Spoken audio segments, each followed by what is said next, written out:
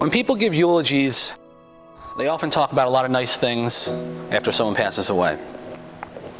However, I think it's more meaningful when people say nice things when someone's alive. For the last several years, since I've been an adult, I've had nothing and heard nothing but fantastic and positive things from my father's colleagues, his friends, my friends, and his family. I think that's a tribute to really the way he lived his life. A scholar, a researcher, a mentor, a friend, a colleague. He was a loving husband, a father, a brother, an uncle, and a proud grandfather. Most importantly, my father was an amazing human being. No science book or mathematical equation could ever measure up to his genuine love and admiration for other human beings, especially his family, colleagues, and friends. I want to thank you all for being with us here today. For those of you who knew my dad, he had a wonderful sense of humor. It was just last week, Tuesday to be exact, and I would visit him in the hospital or at home before going to work and afterwards, and he would look at me and he said to me last week, "You look so good. You have such a nice tie on." And I said, "This is a gift from someone who's in the audience, actually." And he said, "You would look so wonderful if you just lost 10 pounds. And I laughed and he laughed, and it was funny because a woman I had visited with a few days earlier had said the same thing. She was 92 years old. He also that day, in what I thought was going to be a loving, gracious way, he grabbed my face. And he said, "You should shave that face." And I said, "Okay, I will do that." He also asked me, when I was by myself with him, "RJ, what do you do after dinner?" So I told him, "Well, sometimes I like to watch TV." He said, "That's not productive." I said, "I know, but often I write and I read." My father really enjoyed being silly. I asked him in his final days, how do you keep such a positive attitude toward life? He said, "Life is an adventure. I always like to lighten the mood for those around me, especially with your mother and your brother." He knew that his mood, his attitude would affect everybody around him. And he lived his entire life with a positive attitude. He was a very creative man, and he really loved children.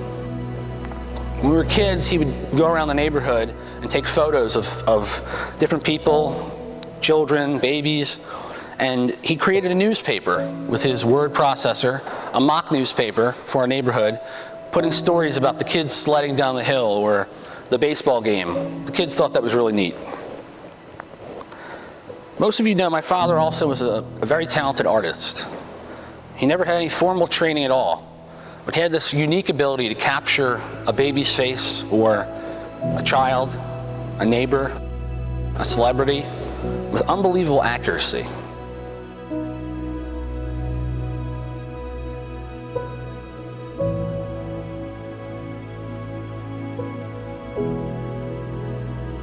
I think my father would be honored to know that the Philadelphia Inquirer did such a nice story in yesterday's paper. That was his paper. My father was from Philadelphia and worked in Philadelphia for over 50 years, so I'm really grateful that they felt that that was newsworthy. My father had this unbelievable passion.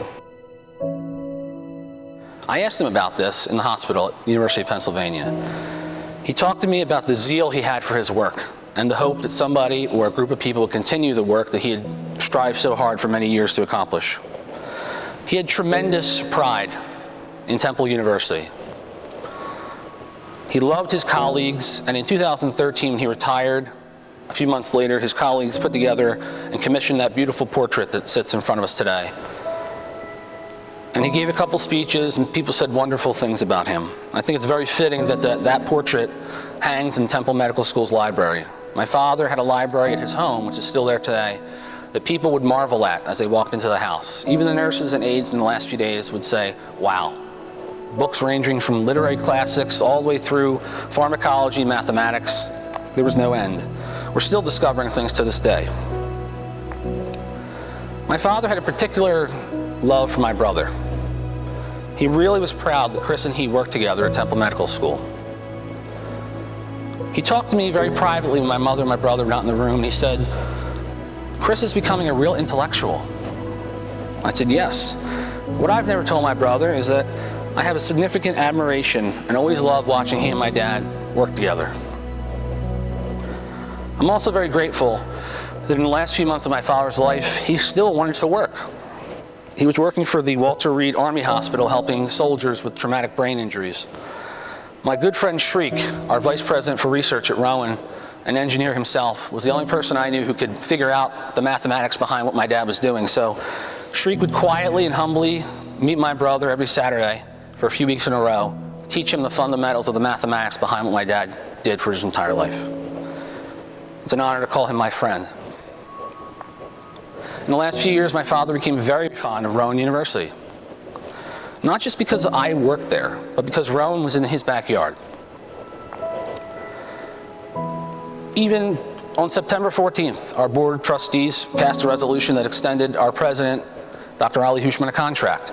My dad drank orange juice and said he's a good man. And he only met Dr. Hushman a few times, but he knew a good person when he saw them.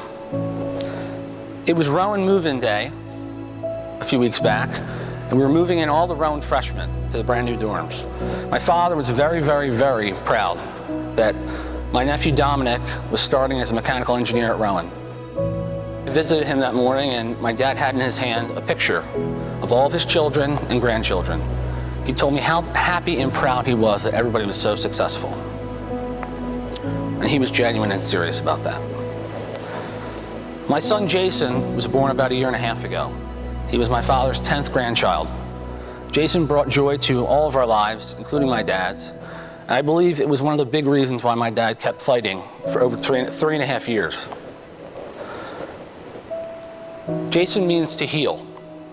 My wife and I intentionally named him that when he was born because my wife is a cancer survivor herself.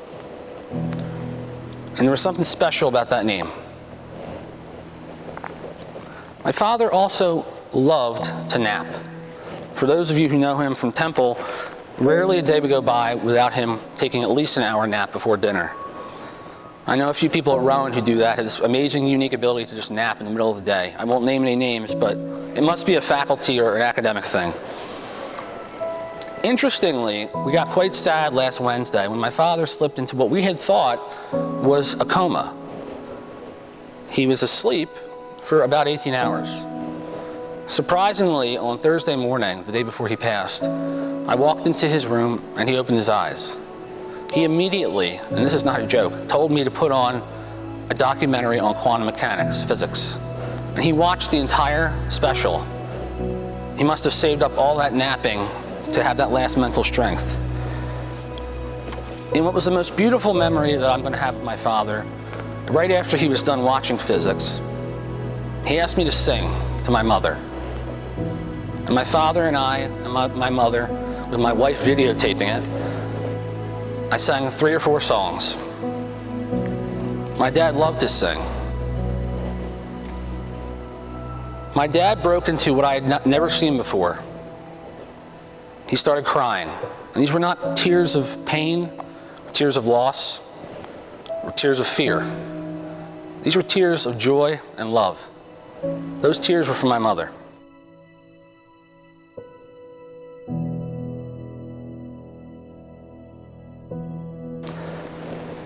He always made sure that he did his work next to the coffee pot. And even when he was in the hospital, he requested his own coffee pot be brought in. And we did that for him.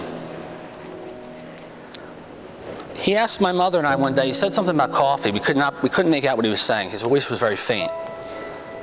And we said, "Do you want coffee?" He said, "No." And we said, "Do you want iced coffee?" He said, "No." My mom left the room and he said to me, after having some water, he said, "Why do you think it is that coffee is a social activity?" I immediately knew this was not him asking for coffee. This was another test.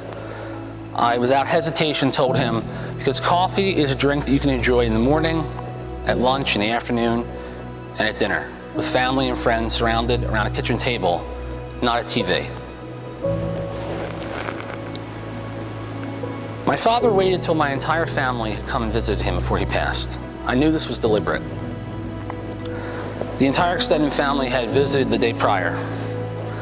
And the day after my father died, I wanted to go visit a colleague of mine who I work with at Rowan, someone who helped me produce the program that you have beside you today and help enlarge this portrait. I told them about my father, but most importantly, they didn't know really why I was there. One of the reasons was because in the last few years, in the 8 years I worked at Rowan, I've heard Sue and Dan Murphy talk about their daughters, 9 and 12. I particularly heard interesting stories about how they were both gifted, loving math, loving science, playing instruments, being artists. I met their older daughter, Maddie. I asked her about her math homework. She brought it over, brought me her quiz, and we found out that one of her problems was actually wrong by the teacher. So she's going to go back and tell that teacher she was wrong. But interestingly, as I walked out of the house, and the children didn't know why I was there, but I said to Maddie, if you had the option, if I gave you $10,000 right now, or you had to wait 30 days, and if I gave you a penny a day and doubled it each day for 30 days, which would you rather have? I'd done this with a few colleagues of mine in the last few weeks, but Maddie at age 12 was the only person that mentally calculated the furthest out loud. Once she got past 6,000, 7,000, she said, I would take the pennies. I told her that's the right decision. And then I said to her, do you know how much that would be after day 30? And she said, maybe $100,000? I told her the answer was $10.7 million. She looked amazed. Most people are amazed when they hear that. So I walked out to my car, I told her I had a gift for her. She said, it's not my birthday. I said, I know. I pulled out a book, and I handed that book to her, and she looked so excited. And she said, who wrote this book? And her mom said, Dr. Tallarida wrote this book, RJ's dad. She said, wow, your dad wrote a book? I said, yeah. And she so innocently said to me, is there calculus in that book? I said, yes, there's a lot more than calculus in that book. And I handed it to her, she ran upstairs. I thought to myself, this is a kid who grew up with iPads, iPods, cell phones, but a little pocketbook, a book about mathematics, brought her such joy. My father wrote those books for people like her, future scientists, future people who want to go into those fields that are very difficult, and that often a lot of people want to go out of when they're in junior high. And finally, my father, over the last 33 years almost that I've been alive, taught me a lot about life. Even when he was diagnosed with cancer, stage 4, 3.5 years ago, I was puzzled. He said to me, well, this is another adventure. And I remember getting a little bit mad. But now I realize what he was talking about. He always looked at everything with a positive outlook. He always found a way to develop an approach, an attitude, and taught me how to live your life in the moment. A life of kindness, compassion, fulfillment, and happiness. My father was comfortable enough in the uncertainty of the future, and that comfort gave him faith and the ability to live each day with purpose and intent. I'm proud to share his name, but I'm a lot prouder to be known as his son.